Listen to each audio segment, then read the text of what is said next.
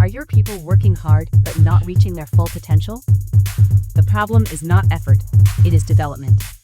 At the Modern Observer Group, we transform workforce development into real performance. Our human-centered achievement programs help your team think better, communicate stronger, and execute at a higher level. That means higher employee engagement, stronger leadership, and measurable results across your organization. If you want a workforce that performs, leads, and delivers, it is time to invest in your people. Visit modernobserver.com and discover how the Modern Observer Group helps you build a workforce that wins.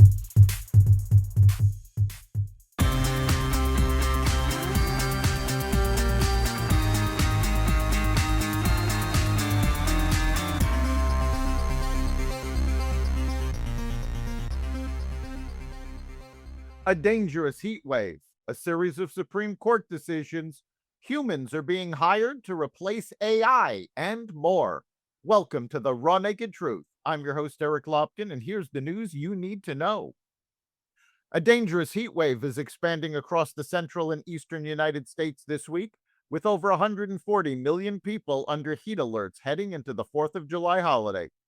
Temperatures will soar into the upper 90s and low 100s from the Great Lakes to the Mid-Atlantic, with heat indices reaching 105 to 115 degrees in cities including New York, Philadelphia, Washington, Chicago, and Boston. The National Weather Service called it the first widespread heat wave of the summer, with the heat dome expected to peak Thursday through Saturday and potentially set close to 100 new daily record highs by July 4th. Forecasters urged residents to limit outdoor activity, stay hydrated, and seek air conditioning during the worst of the heat. The official death toll from last week's earthquakes in Venezuela rose to 1,719 people.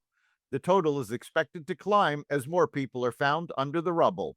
Several countries have sent emergency workers and financial support, including the United States. A federal grand jury is investigating alleged financial crimes by Neville Roy Singham, the China-based tech tycoon whose fortune has funded a sprawling network of socialist, communist, and Marxist organizations across the U.S. over the last decade. According to sources familiar with the matter, the grand jury in Manhattan has issued subpoenas as part of a probe launched by U.S. Attorney Jay Clayton for the Southern District of New York, one of the country's most powerful districts for federal prosecutions.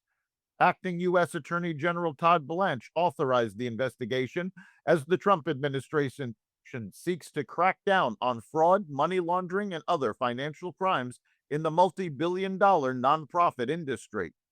The investigation is examining the movement of the money in Singham's financial network and attempting to determine if Singham, the organizations he funded, or their leaders committed wire fraud, bank fraud, money laundering, or other financial crimes. On Monday, the U.S. Supreme Court ruled in favor of a Mississippi law allowing mail-in ballots to be counted in elections, even if they are received after Election Day. The court was split 5-4 on the ruling, with Justice Amy Coney Barrett writing the majority opinion. She was joined by Chief Justice John Roberts, as well as Justices Sonia Sotomayor, Elena Kagan, and Ketanji Brown Jackson. The court also ruled on President Donald Trump's effort to remove Federal Reserve Governor Lisa Cook, preserving long-standing protections that shield the central bank from political interference. The nation's highest court, in a 5-4 decision, rejected Trump's bid to remove Federal Reserve Governor Lisa Cook, while her legal challenge moves forward. The case centered on whether Trump had sufficient legal authority to fire Cook, a question with sweeping implications for the Federal Reserve's independence and the limits of presidential power over one of the nation's most influential economic institutions. Chief Justice John Roberts wrote the majority opinion, joined by fellow conservative Justice Brett Kavanaugh and the court's 3 liberal justices. Additionally, the Supreme Court ruled Monday that President Donald Trump did have the authority to fire FTC Commissioner Rebecca Slaughter. The ruling gives Trump and future presidents the power to remove members of supposedly independent federal agencies that carry out functions under the executive branch of government. The suspected ringleader of the drone attack plot to kill government officials, including President Donald Trump, at the UFC Freedom 250 event at the White House this month has been ordered to remain in federal custody after a hearing Monday in federal court in Nebraska.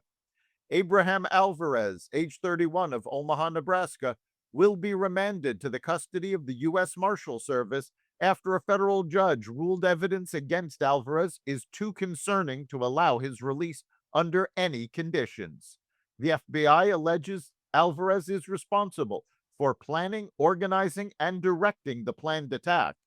Alvarez allegedly used the alias Shepard in an encrypted group chat where he discussed using drones and counter snipers and said the goal was to be as deadly as we can get, authorities said. Ford has rehired experienced human engineers to help address the shortcomings of artificial intelligence tools meant to tackle quality issues in the automaker's production processes. The hiring push helped Ford top the J.D. Power 2026 U.S. Initial Quality Study for the first time since 2010, amid improvements in the quality of its new vehicles, and follows some hard-learned lessons about the ability of AI to replace human knowledge in production processes.